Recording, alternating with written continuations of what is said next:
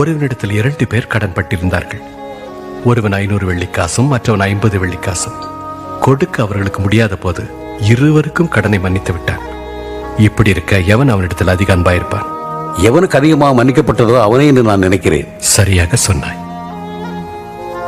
இந்த ஸ்திரீ பார்க்கிறாயே, நான் உன் வீட்டில் பிரவேசித்தேன். நீ என் கால்களுக்கு தண்ணீர் தரவில்லை. இவ்வளவு கண்ணீரினால் என் கால்களை நனைத்து தன் தலைமயிரினால் அவைகளை துடைத்தாள். நீ என்னை முத்தம் செய்யவில்லை. இவ்வளவு உள்ளே வந்ததிலிருந்து என் பாதங்களை ஓயாது முத்தம் செய்தாள். நீ என் தலையில் எண்ணெய் பூசவில்லை. இவ்வளோ என் பாதங்களில் பரிமள தைலம் பூசினாள். நான் உனக்கு சொல்லுகிறேன், இவள் செய்த அநேக பாவங்கள் மன்னிக்கப்பட்டது. உதவாத என்னில் நீர் உறவானி, நீங்க இல்லாம என் உலகம்